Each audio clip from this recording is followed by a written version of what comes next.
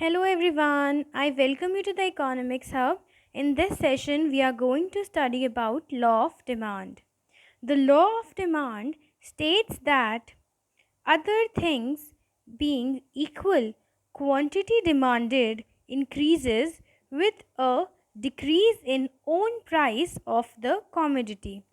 Law of demand क्या बता रहा है कि other things being equal, other things यानी अदर डिटर्मिनेंट्स जो हमने लास्ट सेशन में पढ़े थे डिमांड के, वो quantity demanded increases with a decrease in own price of the commodity. अब यहाँ पर क्या पता चल रहा है कि लॉ ऑफ डिमांड के अकॉर्डिंगली अगर सारे के सारे डिटर्मिनेंट्स जो हमने पढ़े थे, I will post the link in the description box. जितने डिटर्मिनेंट्स हमने पढ़े थे, अगर उन सारे के सारे डिटर्मिनेंट्स को हम कांस्टेंट रखें, अगर वो सेम रहें, जैसे थे वैसे के वैसे रहें, अदर थिंग्स बीइंग इक्वल, एकदम इक्वल है, सेम है जैसे पहले थे, quantity demanded increases with a decrease in own price of the commodity and vice versa. यानी कि क्वांटिटी डिमांडेड बढ़ जाएगी कब? जब डिक्रीज होगा, जब घटेगा क्या? Price of the commodity.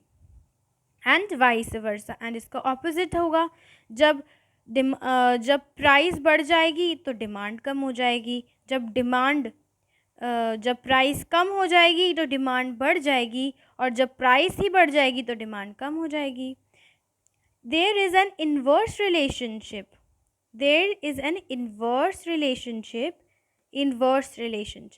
there is an inverse relationship between quantity demanded of a commodity and its own price, other things remaining constant. यहाँ पर ये क्या बता रहा है कि इन्वर्स रिलेशनशिप है, किसमें? क्वांटिटी डिमांडेड में और own price of the commodity में इन्वर्स रिलेशनशिप है. यानी कि डिमांड बढ़ेगी कब? जब प्राइस कम हो जाएगा. प्राइस बढ़ जाएगा तो डिमांड कम हो जाएगी. तो ये इन्वर्स रिलेशनशिप कहलाता है. Other things being equal implies that all other determinants of demand other than own price of the commodity remains constant. क्या बता रहे हैं ये कि अदर थिंग्स बीइंग इक्वल, बहुत देर से एक चीज़ बोली जा रही है कि सारे के सारे other things being equal, other things being equal, other things being equal.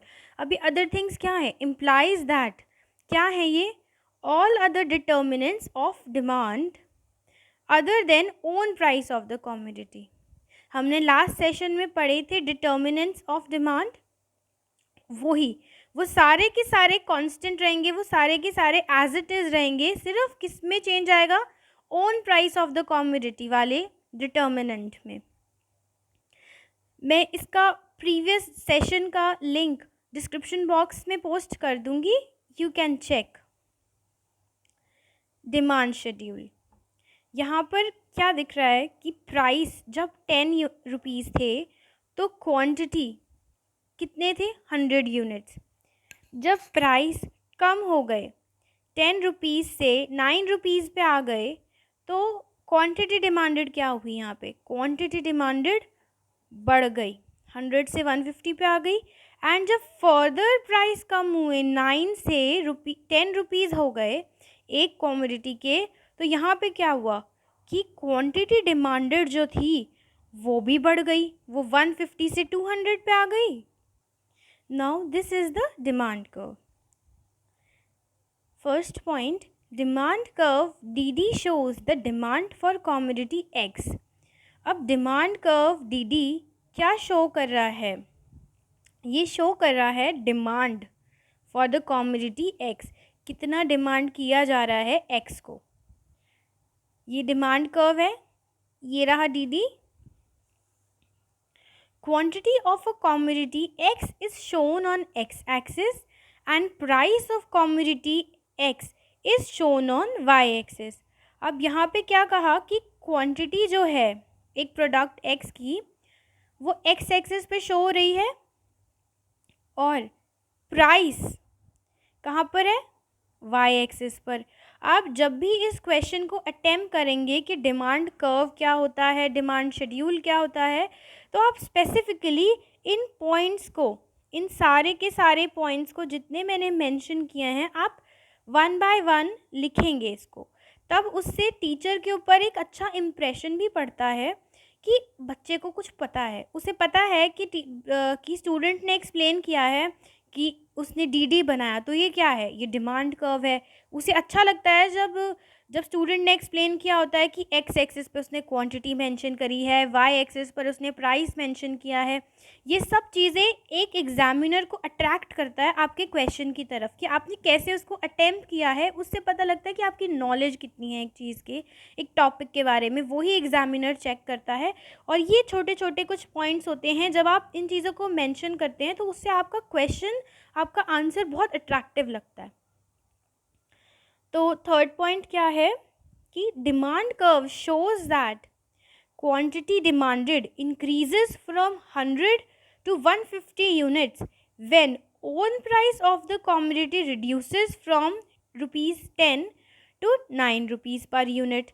अब यहाँ पे क्या कह रहा है कि क्वांटिटी डिमांडेड बढ़ गई कब, जब 100 यूनिट से 150 यूनिट्स बढ़ गई। वो कब बढ़ी, जब प्राइसेस जो थे वो कम हो गए, फ्रॉम 10 रुपीज़ से 9 पर यूनिट पे आ गए। नाउ लेट्स सी, यहाँ पे क्या कह रहा है वो कि जब प्राइसेस रिड्यूस हो गए 10 रुपीज़ से 9 रुपीज़ पे आ गए, तो क्या हुआ, क्वांटिटी डिमांडेड बढ़ गई, 100 से 150 लेने लगा वो यूनिट्स।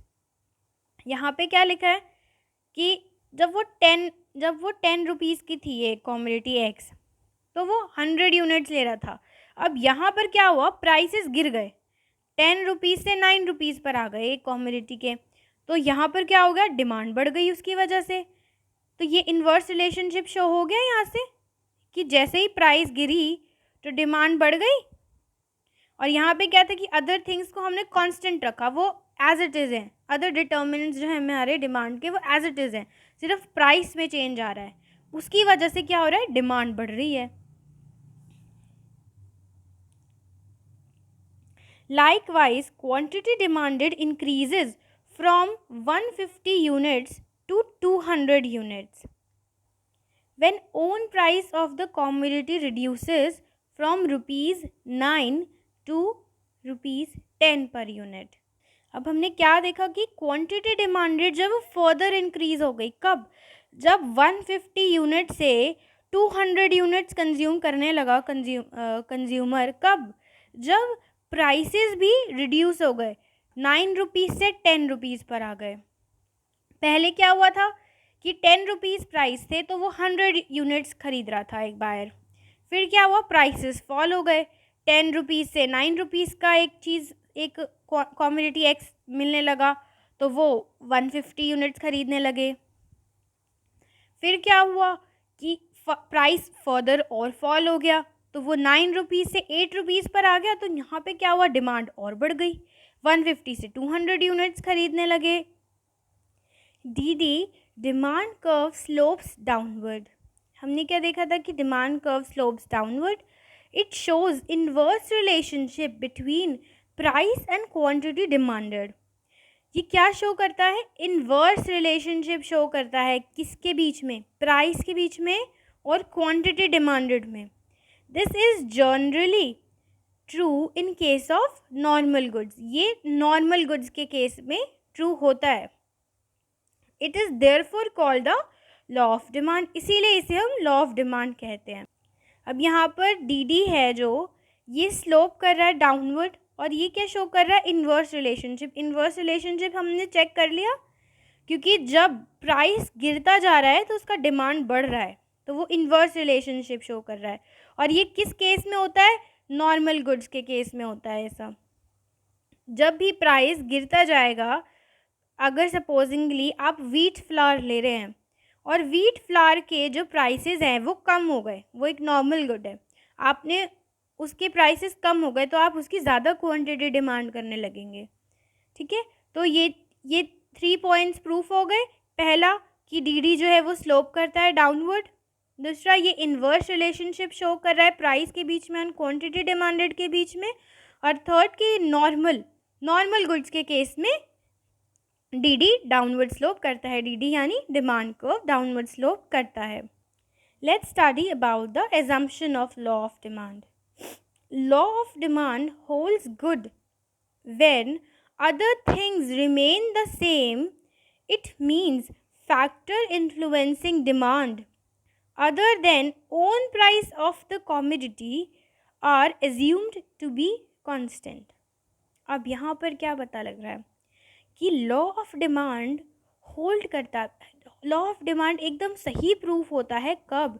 जब अदर थिंग्स कांस्टेंट रहती हैं, अदर थिंग्स सेम रहती हैं। अदर थिंग्स यानी हमने क्या पढ़ा था, जो डिटर्मिनेंट्स होते हैं, other determinants except price of own price of the commodity को छोड़कर बाकी जितने भी डिटर्मिनेंट्स होते हैं, यानी टेस्ट एंड प्रेफरेंसेस और जो जितने भी हमने लास्ट सेशन में पढ़े डिटर्मिनेंट्स, वो सब के सारे डिटर्मिनेंट्स जो हैं वो सेम रहते हैं।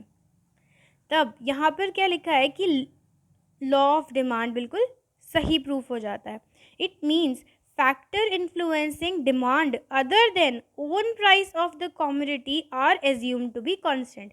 यानी फैक्टर इन्फ्लुएंसिंग डिमांड, जो भी फैक्टर्स डिमांड को इन्फ्लुएंस कर रहे हैं other than own price of the commodity, own price of the अपनी खुद की प्राइस ऑफ द कमोडिटी को छोड़कर वो कांस्टेंट होते हैं, तब लॉ ऑफ डिमांड एकदम परफेक्ट प्रूफ होता है, एकदम राइट प्रूफ होता है।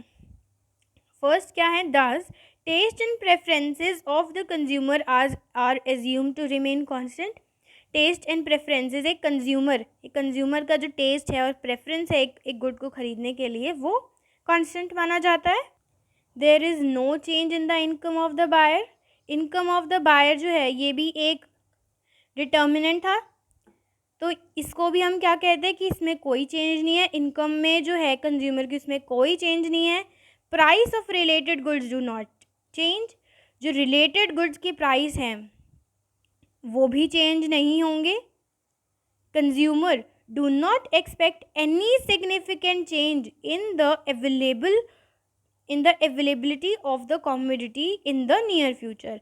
और कंज्यूमर को किसी तरीके का कोई फियर नहीं होगा कि नियर फ्यूचर में एक कमोडिटी हो सकता है कि कम मिलने लग जाए या ज़्यादा मिलने लग जाए, उसमें चेंज नहीं आएगा। उसने एक्सपेक्ट नहीं किया कि चेंज आ सकता है किसमें, कमोडिटी की सप्लाई में। ये कमोडिटी जो मिल रही है उसको कंज्यूमर को ही डर ही ख़त्म हो चुका है। उसको डर नहीं है ये कि जो कमोडिटी अभी मुझे अवेलेबल है वो बाद में भी होगी या नहीं होगी, जब ये डर उसका है ही नहीं। तो हमने क्या देखा कि डिटर्मिनेंट्स ऑफ डिमांड जो है वो सारे के सारे कांस्टेंट रहे, सिर्फ किस में चेंज आ रहा है, प्राइस में चेंज आ रहा है। तब डिमांड कर्व, तब लॉ ऑफ डिमांड जो था, लॉ ऑफ डिमांड हमने जो पढ़ा था वो सही प्रूफ होता है। यहाँ हमने पढ़ा law of demand holds good when other things remain the same. जब अदर थिंग्स जो है वो सेम रहती है, it means factor influencing demand other than own price of the commodity are assumed to be constant. जो भी factors demand को influence कर सकते हैं वो कांस्टेंट रहते हैं, तब लॉ ऑफ डिमांड जो है वो सही प्रूफ होता है। So I end up this session now. We'll meet in my next session. For regular classes you can DM me. My Instagram ID is mentioned in the description box below. Please share this video with your friends and family. Give this video a thumbs up. Subscribe to my channel. Bye bye. Take care.